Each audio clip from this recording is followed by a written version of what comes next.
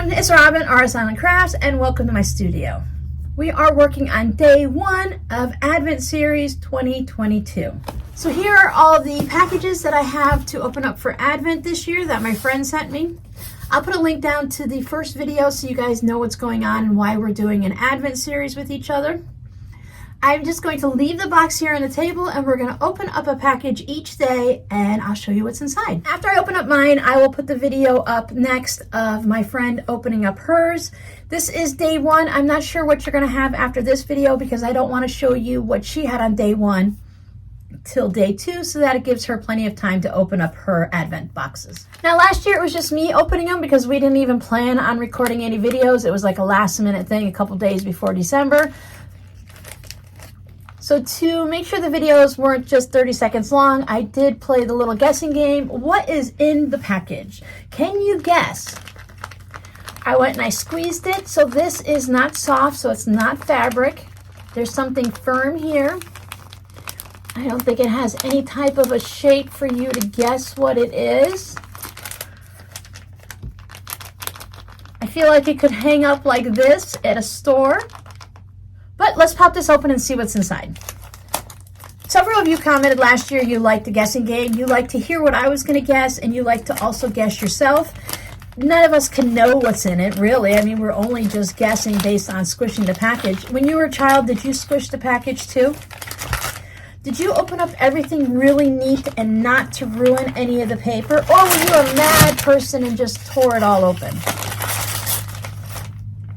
Someone took the time to wrap the gift, so I do like to open it neatly, but I don't save the paper and I don't worry if, oh, this is not, I was right, it's something that hangs up on the little hanging tags, but this is not what I guessed. I don't like to tear everything open like crazy. Alphabet beads. Whoops, sorry. These are alphabet beads. Now these are from the Dollar Tree. Now remember, we don't care if these gifts are from the Dollar Tree, if they're from our own stash, something that's been sitting in our closet for 3 years or 10 years. We just wanted to have something fun for each other to open, whether there's enough for every day or you just send 4 things. There was no rules. You can re-gift something as long as I didn't give it to you last year and you didn't give it to me. We don't want to re-gift among each other unless we ask permission ahead of time. But they can be anything. It can be brand new. It could be, she sent me a half a package where she used 10 of them out of here and sent me the rest. That would have been perfectly fine. So those are our basic guidelines. So here we go. So we've got the alphabet beads, which will be fun for keychains and bags and such. And she sent me half square triangles. So here is one of her blocks when she was making crazy teeny tiny flowers. So there's a little block. And then she sent me all of the triangle pieces because she knows that I have a plan for these. So these are just the cutoffs, and then these are already sewn into half square triangles. I'm not going to say goodbye at the end of the video each day. I'm just going to say goodbye on my part, and then you can watch whatever she opens, and that way I don't have to do anything weird or whatever. So my apologies if you want me to say goodbye at the end. I'm just going to say goodbye here. I don't know what's coming after this one for day 1 because she hasn't opened up anything yet, so I don't want to show anything. But thank you, my friend, for some fun beads. These are going to go in my bead collection. I do not have alphabet beads. I think I have a small handful of silver ones, but nothing fun and colorful and small like this. And these are going into the project for next year because next year is going to be the finish up projects and to take little bits and random stuff like this and actually make something with them. So I don't know, maybe there's something else after this, maybe there's not, we'll see. Otherwise, I'll see you guys tomorrow for day 2. Even though my friend and I aren't doing traditional Advent calendars, I thought it would still be nice to have some candy to go with it. Now last year I think we each just put some fun candy into our friend's package, but this year I thought I would go with the traditional route and have some candy to open up every day. We've discussed many times throughout this past year of each other's favorite candies and chocolates and what we might or might not like, so I know what my friend would prefer.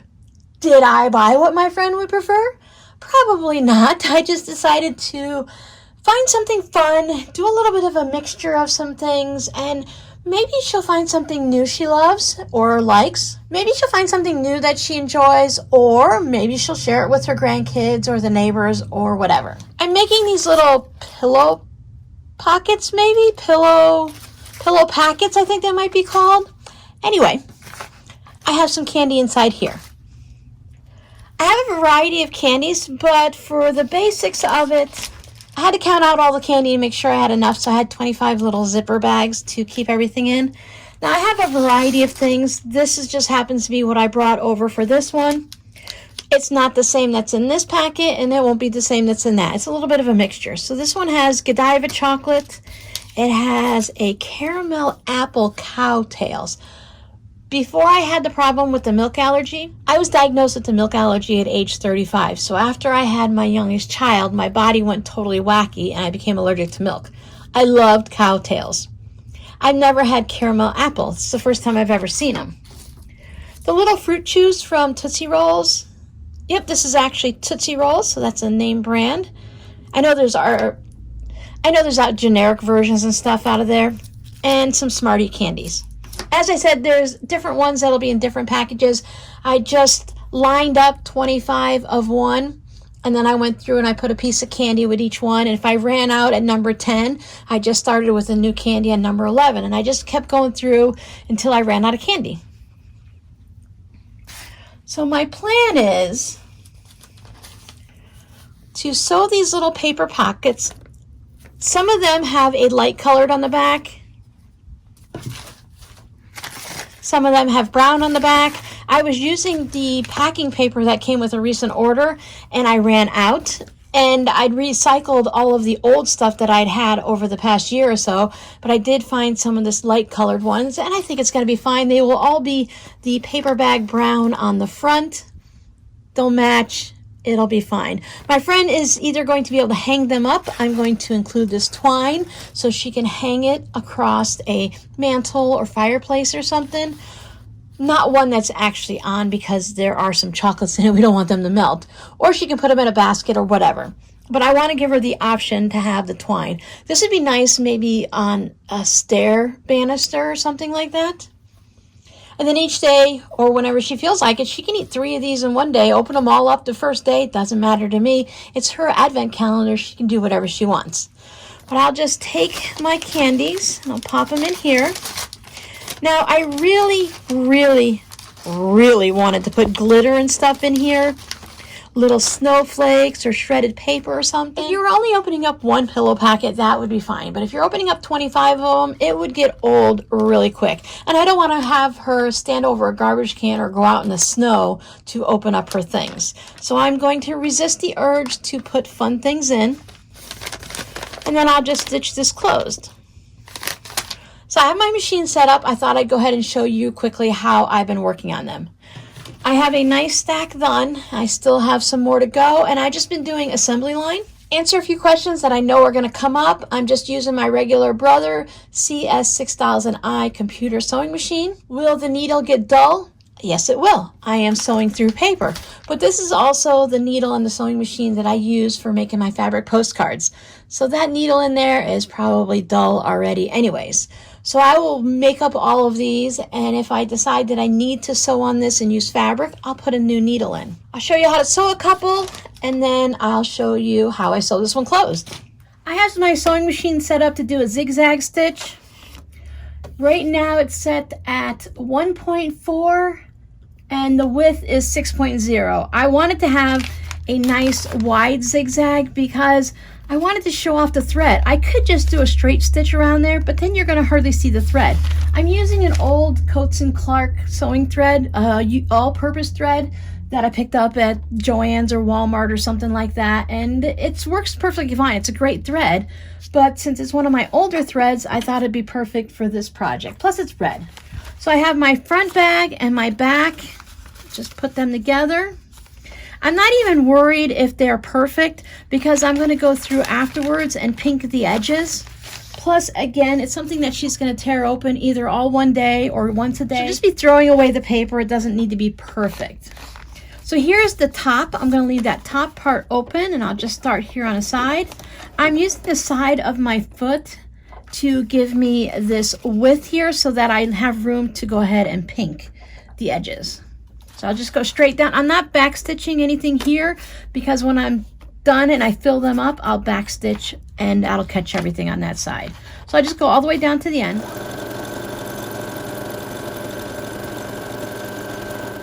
I'm chain piecing them, so I still have the other ones attached. I'm not going to worry about it.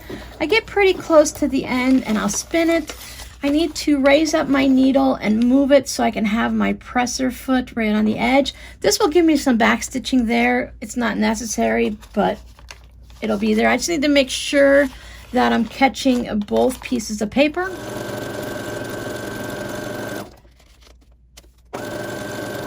When I get to this edge, just turn it. Again, everything's still attached. It's not in my way at all.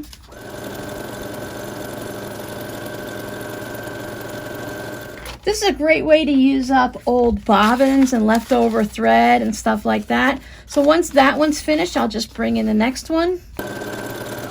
And I'll just keep doing it like that. Once I have 3 sides stitched, I just take my pinking shears. If you have one of those pinking rotary cutter blades, you can use that. You can skip this, but I thought it just jazzed it up just that little bit. And it also allows me to make sure all of the sides are even and I don't have any weird pieces of paper sticking out anywhere. Grab whatever candy or treats that I'm going to be putting in here. If you're doing this for children, maybe you want to put some stickers in there or some costume jewelry, a small pack of crayons, whatever you want to put in there. I make sure everything is down below the edge, and I'll take this over to my sewing machine and I'll just stitch this. Again, making sure everything's down there. If you're going to put things like glitter or anything like that in, maybe put that in. Make sure it's all down below. Put it in first. Shake it all down. Whatever you need to do to make sure that you're not going to be stitching through anything. Now, when I go to close these up, I will chain piece these also, one right after the other. I do want to back stitch here.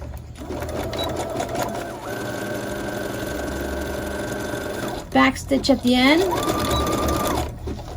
and that's it. Once I have it stitched, I can cut my threads, then just pink across the top. Back stitching adds that little decorative bit there. It makes it a little bit darker. Does it matter? No, I just kind of like the way it looks. And I'll put a couple holes in it, make sure nothing's there.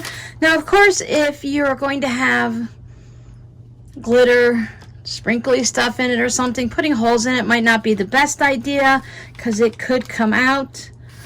You can just have these sitting in a basket. So they don't have to actually be hung up.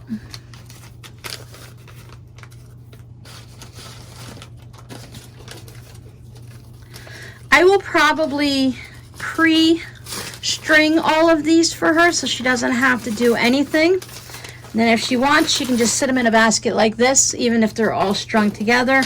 I like the use of the twine and the paper bags so they can hang up and just dangle wherever. Before I stitched mine together, I had a stamp that says wishing you a Merry Christmas, and I had a star. My star isn't very dark on all of them, which is nice. I didn't need it to be really sticking out. I just wanted everything to be a little subtle. This was from a card making kit, both of them, so they are pretty small. To determine the size of my paper to cut, I just laid my candy out. I put it on top of an acrylic ruler, my 6.5 inch ruler, and I moved it around to see how much space it was going to take. And then I just decided, based on the paper I had and the size of the candy, that I'd cut them 5 by 6. And that keeps it from being too cramped, and it'll lay nice and flat. Now, this wasn't my original thought. I had first thought, I even had it all processed and ready to go. These are toilet paper tubes. So I stapled one end shut, and I was going to do like the sour cream container. I was going to put my candy in, and then I was going to not staple this close. I was probably going to put a piece of washi tape or tape on it, but I wanted to wrap it up with wrapping paper so she'd have all of these little bundles there. But then I realized after I started stapling them, they're going to take up a lot of space in my box. So this is great if it's for someone local, and it's nice and sturdy, so it's going to take them a little bit to open it. If you want to slow the kids down and make it last a little longer each day, then that'll work. So instead of having that take up so much space in my box, I decided to just go with these little pillow packets. They almost look like oatmeal packets. So I'm going to continue working on this because we are already into November and I need to get everything wrapped up and the videos made and sent out to my friend so that she can start opening things up on December 1st. Now, one of the things I did in last year's Advent is I gathered up fabric throughout the year for my friend. You guys are so generous, and you send me some fabrics, you send me scraps and random bits of things throughout the year, and you tell me, keep what I want, share the rest, do whatever I need to with it. So I saved the ones aside that I think my friend would enjoy. As you can see, her color palette is totally opposite of mine, so that works out really well. I need to double check to make sure I have 25 gifts for the regular 25 days of Advent. If I need to, I'll bundle up some fabric. I do have some larger pieces that could be used for one of the Advent day. This one has a few yards in it. And as long as I have enough of the Advent gifts, what I'll do with these is I will bundle them up. I'll put like these two together since I think they pretty well go together. Oh, look, there's the third one. So maybe I'll wrap these three together. And maybe I'll wrap some of those charm square type fabrics together. And I'll wrap some of these in a bundle. And I'll just make a few different bundles, and they'll be extra outside of the normal Advent. So if my friend's having one of those days, because we have those days during December, well, we have those days year-round, she can always pick out an extra bundle of fabric. She knows that I'm adding extra things of fabric, and of course I'll let her know, and none of these will have numbers on it, so she can always just grab an extra bundle on a grumpy day, open it up, and hopefully it will help brighten her day up a little bit more. So some of these are really nice. I thought this one could be used to make fabric postcards. It's different quilts that are hanging in a tree or in trees. So I thought that would be really fun for her, so she wouldn't have to think too much about it. She can just cut out some sections and turn them into fabric postcards. Maybe add some extra, like this one right here would work for one, but if you needed to add some borders around it to make it large enough, that would be a really easy fabric postcard. So let me go ahead and get these wrapped up.